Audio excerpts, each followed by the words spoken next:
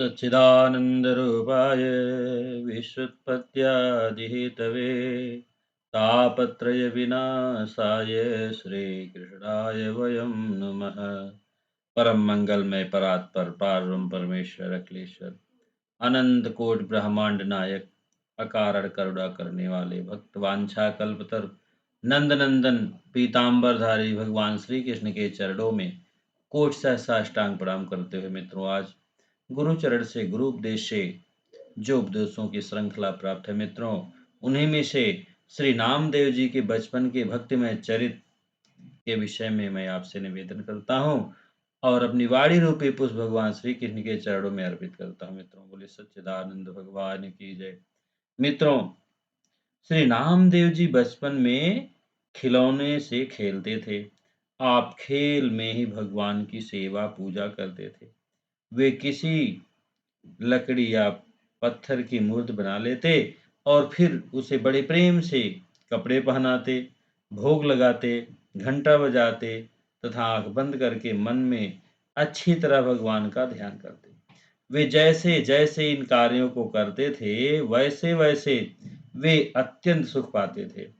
प्रेम बस उनके नेत्रों में जल भर जाता। नामदेव जी अपने नाना वामदेव जी से बार बार कहते कि भगवान की सेवा मुझे दे दीजिए, सेवा मुझे बहुत प्यारी लगती है। इस प्रकार नामदेव जी ने बार बार कहा। कुछ समय बाद वामदेव जी ने नामदेव से कहा कि मैं एक गांव को जाऊंगा और 3 दिन में लौट आऊंगा। तब तक तुम भगवान की सेवा करना और भगवान को दूध पिलाना, स्वयं मत पी जाना। यदि अच्छी प्रकार से 3 दिन सेवा करोगे तो तुम्हें ही सेवा सौंप दी जाएगी।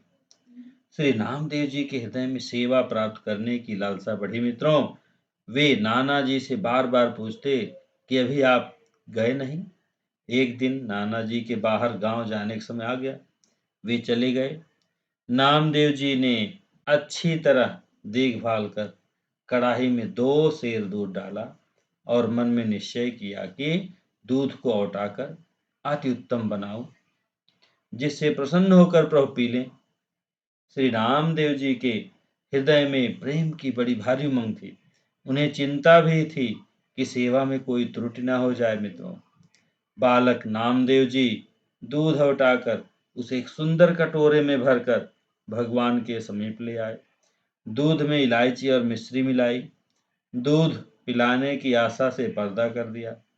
कुछ देर प्रेम की लंबी सांसें भरते रहे। फिर पर्दा हटाकर देखा तो दूध भरा कटोरा ज्यों का त्यों रखा था। मित्रों, इससे उनके मन में बड़ी निराशा हुई और भगवान से प्रार्थना कर लगे मित्रों कि हे प्रभु, आप दूध पीकर तृप्त हो जाएं। श्री नामदेव जी भगवान को दूध भोग लगाते और यह देखते कि भगवान ने दूध नहीं पिया है। इस प्रकार 2 दिन बीत गए। मित्रों, स्वयं भी उन्होंने अन्न जल आदि कुछ भी ग्रहण नहीं किया और इस बात को अपने मन में ही छिपा कर रखा। माता जी को भी नहीं बताया और भूखे प्यासे ही रात को सो गए। पर चिंता के कारण निद्रा नहीं आई। तीसरे दिन का सवेरा हुआ। मित्रों, फिर उसी प्रकार सावधानी से दूध को उठाया, इलायची मिश्री मिलाई और आज प्रभु अवश्य ही दूध पी लेंगे, इस भाव से मन को मजबूत करके भगवान के सामने दूध रखा और कहा, प्रभु, नाना जी दूध पिलाने के लिए कह गए थे, आप दूध को पीजिए तभी मैं प्रसन्न होऊंगा। इतने पर भी जब भगवान ने दूध नहीं पिया मित्रों, तब श्री नामदेव जी बोले, मैं बारंबार आपसे दूध की विनती करता हूँ, परंतु आप दूध नहीं पीते।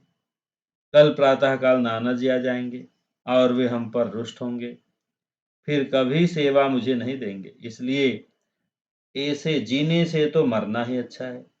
ऐसा कहकर छुरी निकाली और भगवान को दिखाकर अपना गला काटने के लिए गले पर छुरी चलाना ही चाहते थे मित्रों कि भगवान ने हाथ पकड़ लिया और कहा कि अरे, ऐसा मत करो, मैं अभी दूध पीता हूँ।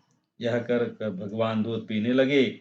श्री नामदेव जी ने देखा कि ये तो सब दूध पी जाएंगे, तब बोले कि थोड़ा सा प्रसाद मेरे लिए भी रहने दीजिएगा, क्योंकि नाना जी के भोग लगाने पर मैं सदा दूध प्रसाद पीता था।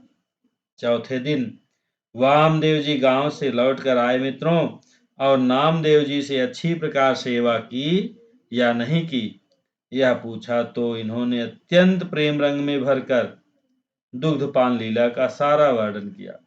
यह सुनकर वामदेव जी ने कहा कि मेरे सामने फिर पिलाओ, तब हम जाने। तब श्री नामदेव जी ने उसी प्रकार दूध तैयार करके भगवान के सामने रखा, पर भगवान ने नहीं पिया। तब अड़ गए, उसी प्रकार छुरी निकालकर गला काटने को तैयार हो गए कि कल पीकर आज नाना जी के सामने मुझे झूठा बनाना चाहते हो, आपको दूध पीना ही पड़ेगा। बालक के प्रेम हट से प्रसन्न होकर भगवान ने वामदेव जी के देखते देखते दूध पिया और प्रसाद नामदेव को पिलाया। वामदेव जी ने सोचा कि मैंने जीवन भर सेवा की, पर दर्शन नहीं हुए, आज बालक के प्रभाव से दर्शन हुआ। मित्रों, इस छोटी से प्रसंग से भगवान ने दिखला दिया कि मैं भक्त के बस में होकर उसके प्रेम के कारण अर्पित भोग को ग्रहण करता हूँ। बोले सच्चिदानंद भगवान की जय हो। हरे राम राम राम हरे हरे, हरे कृष्ण कृष्ण कृष्ण हरे हरे। मित्रों, नामदेव जी सर्वत्र जो है भगवत दर्शन किया करते थे। हाँ, हर जगह जो है भगवान का दर्शन किया करते थे। एक बार अकस्मात ही सायंकाल में श्री नामदेव जी के घर में आग लग गई मित्रों, पर आप तो जल थल और अग्नि में सर्वत्र अपने प्यारे प्रभु को ही देखते थे। अतः अपने घर में जो दूसरे सुंदर पदार्थ घी, गुड़ आज जलने से रह गए थे, उन्हें भी उठा उठा कर जलती हुई आग में डालते हुए प्रार्थना करने लगे, हे नाथ, इन सब वस्तुओं को भी स्वीकार कीजिए। भक्त की ऐसी सुंदर भावना देखकर भगवान ने प्रकट होकर दर्शन दिया और हंसकर बोले कि अत्यंत कोमल मुझ श्याम सुंदर को तीक्ष्ण असह्य अग्नि की ज्वाला में भी देखते हो। श्री नामदेव जी ने कहा, प्रभु, यह आपका भवन है, आपके अतिरिक्त दूसरा कौन यहाँ आ सकता है। यह सुनकर प्रभु प्रसन्न हो गए और अग्नि शीतल हो गई। प्रसन्न हुए भगवान ने अपने हाथों से नामदेव जी का सुंदर छप्पर छा दिया। सुबह होते ही लोगों ने वैसा सुंदर छप्पर देखा तो आश्चर्य पड़ गए और नामदेव जी से पूछने लगे, यह किसने छाया है? जिसने यह छाया है उसे बता दो, हम भी छवा लें। जितनी मजदूरी वह मांगेगा हम उतनी दे देंगे। नामदेव जी ने कहा, ऐसे छप्पर की छवाई के लिए तो तन मन प्राण सब देने पड़ते हैं। बोले सच्चिदानंद भगवान की जय हो। मित्रों, इस तरह से भगवत चिंतन, भगवत नाम स्मरण बारंबार करते रहना चाहिए। मित्रों, इस दास की विनम्र प्रार्थना यही मित्रों कि सनातन धर्म का प्रचार प्रसार हो। यदि हमारे चैनल पर आप नए हैं तो चैनल को सब्सक्राइब करें, जिससे कि हमारे सभी वीडियो का नोटिफिकेशन आपको मिलता रहे। मित्रों, सनातन धर्म का प्रचार प्रसार हो, गीता का प्रचार प्रसार हो। बोले सच्चिदानंद भगवान की जय हो।